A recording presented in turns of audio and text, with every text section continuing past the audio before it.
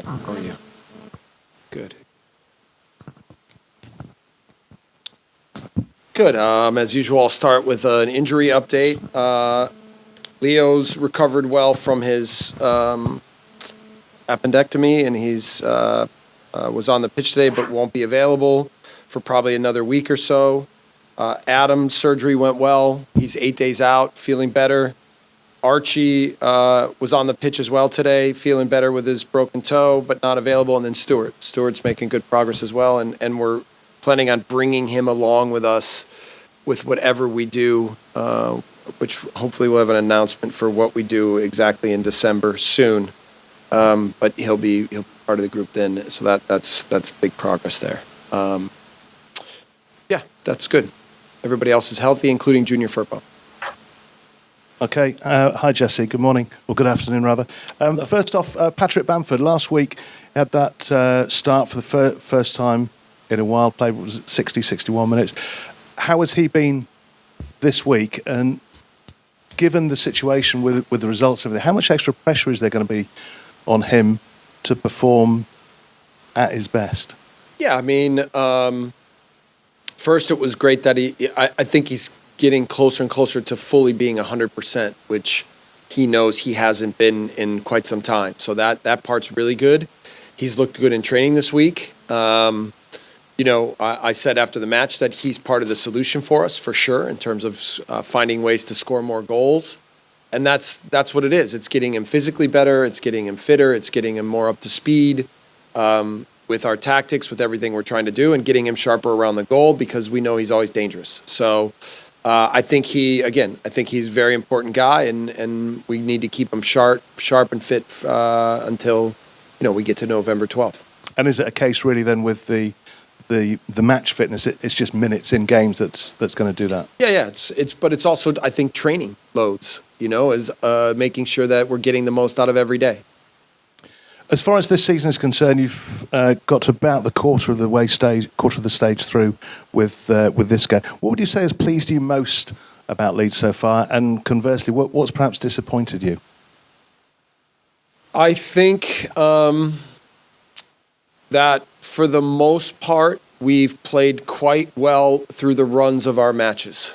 I feel like we've been in the match, and we know how competitive all games are.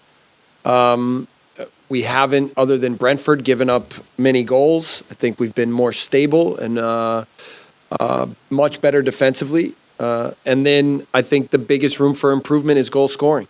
I think in moments when we're on top of games, in moments when we're in the opponent's end, we don't. It's turning advantages into chances and chances into shots and shots into goals. And even when you look at expected goals in some of our games, like, for example, the very first play of the match, or one of the first play of the matches, when Jack wins the ball, plays to Patrick's 7 yards in front of the goal, and we don't even get a shot off, for example, that doesn't register even in expected goals, when in reality, that should be like a 90% goal. So we're still getting our cleanliness and sharpness and confidence and poise around the goal to get us to reward us more. That's the biggest room for improvement. And is that just down to what you do on the training ground then, really? Yeah, it's keeping the belief in the group, keeping the clarity and the belief and the confidence in our attacking group that they have what we need, and I believe that they do. Obviously, when we haven't had a result, between the time off and the game situation, we haven't had a result in a long time, a win in a long time. And obviously we feel that, and we're desperate to get this thing moving in the way that we all think to represent the progress that we've made. But there's more work to be done. It would be massive progress if you were to beat Arsenal. What would that do for the team, for the players, and what sort of signal would it send out, do you think, maybe to the rest of the Premier League, if you were able to beat Arsenal, who are absolutely on fire at the moment? Yeah, so first, that's what I would say is Arsenal, Mikel Arteta has done an absolutely amazing job. I think he's the most underrated manager in the league. With a young team, he's built this up to be really complex, stable, I think exciting to watch. I think he's done an amazing job, and it's taken him time. He took a lot of heat in the beginning, but I think now you see the fruits of his labor and the fruits of their labor. Obviously, for us, it can be a big boost for us to have a big result against an opponent like this. We are confident. We are confident that at Ellen Road we can play the way we want. We believe that Arsenal is very good, and we have to be very calculated with what our match plan is. But we want to be aggressive at the right moments. We still want to try to play our football. We want to challenge them in certain ways. And we know we have to be at our best to have a chance against such an opponent. What it sends in terms of a message to everyone else is less important than what it means to us internally. And I see the work that goes on here every day. My belief in this group is as strong as it's ever been. I think the first half against Palace is the best that we've played since I've been here. So, I mean, you have to think of that as a positive, but it winds up walking away empty because we don't get the result. So, and we don't turn it into a 90-minute performance. So, we're growing and we're moving forward, but slower than all of us would like. That's for sure. Yep. Jesse, just back on the team news, please. Harvey Sutcliffe, who's been quite impressive with the 21s, how serious is his injury? Are we ready? Should I say anything about that, James? Okay. Yeah, that's been diagnosed as a torn ACL, so we were all very disappointed for Harvey. You're right. I think he has been a very good player for the 21s, and he has flexibility with where he can play in the back line. His spirits, I think he was initially shocked because he's done the same knee, ACL on the same knee before, and so we were all with him in that. But I think he's doing better now, and he knows what the process is, and he knows he came back really strong from it the first time, and we'll get him taken care of and look after him and make sure that we get him back again really strong and fit and ready to go. The left-back area has clearly been an issue injury-wise, but is Junior now fully fit and ready to play again? And yeah. If he does, is it tough on Pascal Struijk if he does lose his place, say? No, I mean, right now Pascal's playing at such a high level that we will start with Pascal on the weekend. But, I mean, we need to get Junior fully fit and healthy, and he trained all week this week, and he looked really good. He's still a real important piece for us as things go forward. We have a 3-game week coming up, so I anticipate that he will be ready to go, and we will definitely need minutes from him, and we'll evaluate exactly what we do for each match, but he's ready. And how big is that calculation up front then, Jesse? Because if you're saying that goal scoring is the biggest sort of room for improvement, Rodrigo's got 4, Patrick obviously at the moment struggling in front of goal. Do you persist with him until it starts coming, or do you rethink now? The good, with strikers for me, over the years, every striker I've had that's gone through a tough time or even a good time, they get criticized a lot more for the chances that they miss than the ones that they make. And for me, I always look at strikers as, are they fitting into the game the way we want them to? And then are they at least creating chances for themselves or finding themselves in front of the goal? And then even if they're missing chances, I think if they're dangerous in the match, then it's only a matter of time before those moments are going to start to add up. And that's how I feel with Patrick.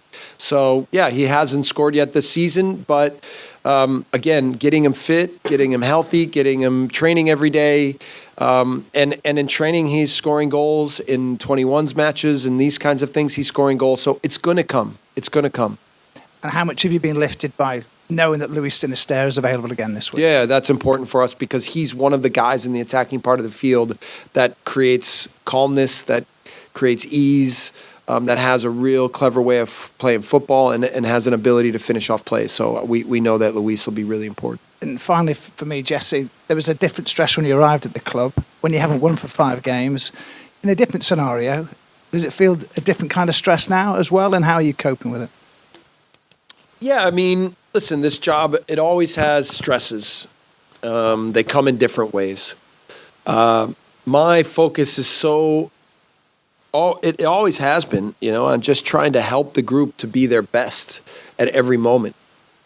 We've had 5 tests now, and we've passed some parts of the test, but not fully passed it in completion.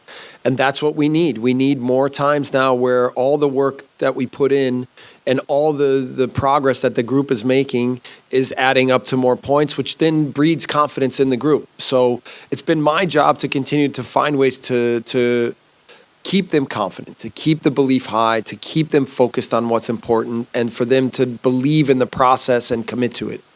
So it becomes harder. That's the job of a good leader and a good manager is when the results aren't coming, to stay calm and help the group understand what the steps are necessary in order to get ourselves back in the form and get the results that will get us moving in the right direction. So that's my stress right now. It's less about getting every result right now and more about just continuing to breed confidence and keep the group moving forward. Yep. Hi, Jesse. Where do you see the main threat coming from Arsenal?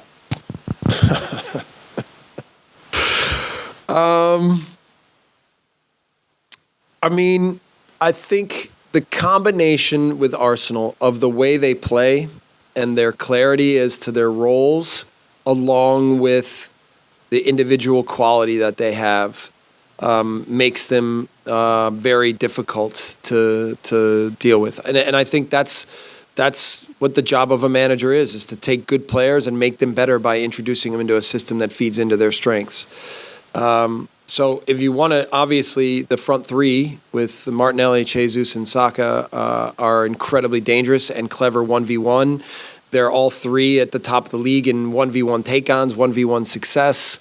They're obviously scoring goals and getting assists in bunches.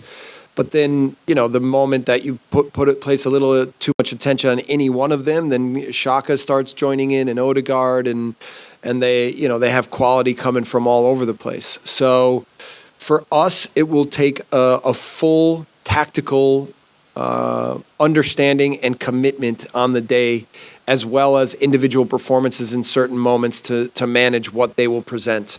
And that's been the talking point, is being very clear with what our tactics are for this match, and then finding the players that can execute at the highest level and have good discipline, but also play with confidence in the moments that we need quality in order to tilt the scale in our favor, which will be a monumental task. They're a young team, as you say, but at top of the league, it's early in the season. Do you see them as genuine title contenders? You'd have to say yes. I mean, they've looked very strong, and they've recently played a bit against good opponents as well. So, I always do a thorough job of scouting with our team. It's not like I'm following every team through the season. You look at the table and you see that they're winning games. You catch moments of games and highlights, and we know that they're a good team and they have good quality, and I think that I always like also when teams and coaches improve and grow together, and that's definitely something that's happened at Arsenal. A team that looked like a club that looked like they weren't going to be so strong about 5-6 years ago, now all of a sudden to be back at the top of the table and playing the football that they're playing says a lot about the commitment that they've made as a club to find a process and stick to it. Have you grown since you arrived here in February? Yeah. The league tests you as a manager, I think, in every way. Every match is a little different. Assessing what we have, what we want to become, creating stepping stones for our players individually and as a group, how to get better and how to continue our process and get to where we want to be, trying to accelerate that as much as possible. That's the focus. Then learning and seeing what's happening around the league and learning from opponents, learning how to play against opponents, learning what can be successful, learning what's not so successful, how to create work weeks that are clear and organized and concise so that the players can understand exactly what we're trying to do and commit to it on a daily basis. This is what it is, right? And I said last year when I came during the relegation fight, I had to use all my experiences in my life to help us find a way to manage the moment, and that's still where I'm at. The challenge of this league is at the highest level, and I love it. And I'm just trying to do everything I can to help the group every day. How difficult is it to get consistency in this league, and particularly this season when it's got breaks that it's got? Yeah, that's probably true. But those are excuses, I think. My job, I think, as a manager, is to always try to maximize potential at any given moment, regardless of the scenario, and find ways to use either more time or less time in whatever way necessary to prepare ourselves to get better and better. So, for example, I hadn't had any time to do man down tactics, and we did it more than when we had time, and it helped us in the match when we went down against Villa. And so that winds up being a bonus for us. And so just always trying to use time in ways to make us better. That's the job. That's partly innovation at times, because you're always presented with new situations, and it's creativity, but it's also discipline to understand and experience to understand exactly what's necessary at every moment. We know Luis is clearly a very, very important player. It's not hard to look at the team and consider that it's probably going to be down to Rodrigo or Bamford to make way for Luis. Rodrigo starts the season brilliantly. I think we can see Patrick maybe as the long-term aim, as having him leading the attack. How hard is that going to be for you to make that call? Well, I think we have a little bit of an attacking core now that's emerging as all potential threats in the way we want to play. So yeah, we started with Rodrigo and Patrick against Palace, and I think there's a lot of games where we can do that, and Rodrigo's flexibility, I think, gives us that freedom. And then you have Luis, Jack, Brendan, who I think have all had good seasons and are important to the team. I think Cree Somerville is also emerging more and more into that group. And at some point, I'm going to have to say to myself, I've got to let Cree go more. I've got to find more minutes for him. I've got to let him show how good he is. And he's making progress every day.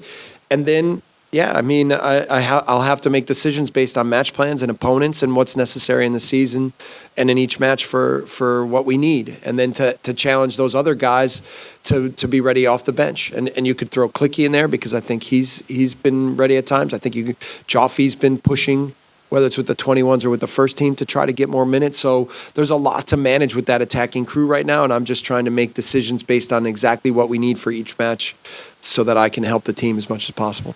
Where is the club at with contract extensions at the moment? We know there's a number of important players with deals up in 2024. Obviously, Luke's deal, we understand, to be up at the end of this season. Can you give us any update on where those various talks are at? To be totally honest with you, I'm not always in tune with those things. That's more for Victor and Andrea to sort out with agents. I actually prefer not to know contract situations with players, because I like to just treat them for face value for what they bring every day. And sometimes when I hear contract details, just like now, I don't always like it, because I know that this is still a big part of our jobs and our business, and the contracts mean a lot to people. But again, I try to stay focused just on the relationships, personal relationships I have and working relationships I have. Thank you. Yep.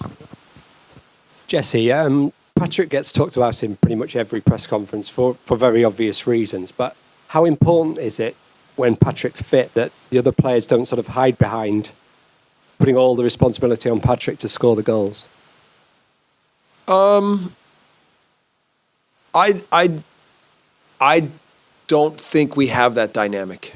I think we believe that Patrick can be a big bonus for us and help us in the attacking part of the field. But I don't think anyone assumes that it's only his role. I think one of the things with attacking players in general, right, the makeup of attacking players is generally more selfish than defensive players. Right? That's why defenders typically defend more, and they're more unified in how they do things as a group. And attacking players are a little bit more driven by individual goals and their ego to find those moments. And so for me, it's more about taking the group we have and having them really understand how we work together. We had a good meeting this week where I was with the attacking players and Renee was with the defensive players. And I spoke with them about what the game looked like, what we needed more out of them, how to be more connected in moments, how to have more poise in the final third, how to sometimes be a little bit more individually driven by taking players on and being a little bit more creative and getting the balance right in all those moments. And being an attacking player is is probably harder than being a defensive player. Defensive players maybe harbor more responsibility for when they make mistakes because they give up goals, but finding goals is the hardest thing to do in our sport. And so you have to challenge those guys to understand the system and how they fit in tactically with each other, but then give them freedom to go out and play and do the things that they do well. And that's the balance I try to strike as a manager. And you alluded earlier to the outside pressure that's been on Mikel Arteta over the course of his Arsenal career. How much do you hope a successful season for Arsenal might be a message to other chairmen and chief executives as to the value of patience when managers like yourself are trying to build some? I think that the support that I have internally in this club is better than anywhere I've ever been in my life. Now,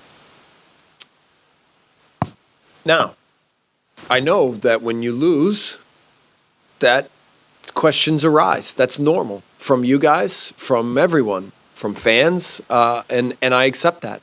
And it's my responsibility to make sure we lose as little as possible. And my goal is to never lose. So that's the job. I'm not afraid of that. I accept that responsibility. I take it straight on, and I'm here to do the job. And I believe that I'm the man to do the job. But I'm doing it with my staff, with my team, with the leaders in this club, with my ownership. We're together, right? And I feel incredibly supported, and it empowers me to do the job I think is necessary to help us win. With Patrick, did you anticipate it might be this sort of season for him, stop-start? Did you think at this point he would be in full flow rather than where he is at the moment? Well, we talked as a medical team that to expect Patrick to be, after coming back from such a long, basically he almost missed the entire season.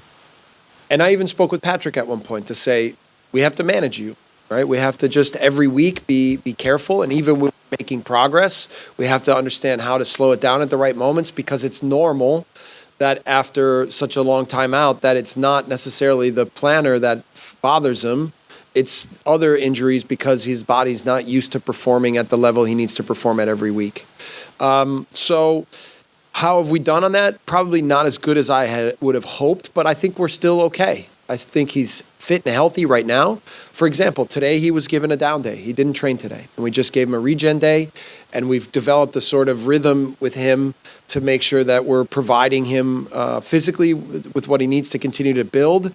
Football-wise, enough in training so that he's clear on his role and is getting better and sharper and more dangerous and cleaner. And then we have to just continue to progress that way. This team's obviously been built for a really specific system. How able, I guess, is this squad to play differently if it needs to? How much do you coach adaptability for the periods in the games where it's not working? Yeah, I mean, there's a lot in and I think in all sports right now, there's dialogue out there about plan A, plan B. And for me, that comes from people that don't know what this requires. Because everything that we do is about, first of all, being really good at a plan A and having a strong plan A, but then always knowing how and when to slip to a plan B or a plan C or a plan D. That can be use of formation. In our sport, how that manifests itself, it can be use of formations, it can be use of subs, it can be use of starting lineups, it can be use of how you choose to press a team, how you choose to possess the ball, how you manipulate your style of play for what the opponent's going to present to try to manipulate what their weaknesses are and assess their strengths. So every single week includes plan A through plan Z. And for anyone to assume that good managers and good coaches don't have any other idea of how to be pragmatic would be incorrect, I think. I think that would undermine the work that gets done by managers and coaches.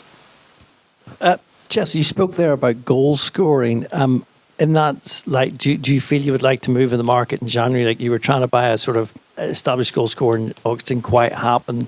Is it something you might revisit in January? It's a little, we're going to have a meeting in a couple of weeks about the transfer window in the winter.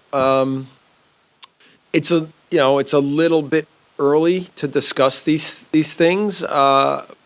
However, that was, clearly a target of ours. And we will assess the attacking part of the field as we move forward and figure out what we need to add. When I've talked about this, I think that the young group of attacking players that we have now is really exciting. Really exciting. And one of the beauties is when they're playing with the 21s and when they're training with us, they're showing that quality every day. And it's continuing to make me think about what's the right time to start to let some of these guys go a little bit more and give them more opportunities with the first team. So, that's one of the shames a little bit that the results haven't been better, because then maybe I could be a little bit riskier or braver or whatever with some of the younger players. And I need to still consider that as we're moving forward, no matter what, because I want this to be part of our process and I need to be brave regardless. So I'm trying to evaluate every week what bites to give these players, because I think they're good. I think they're doing really well.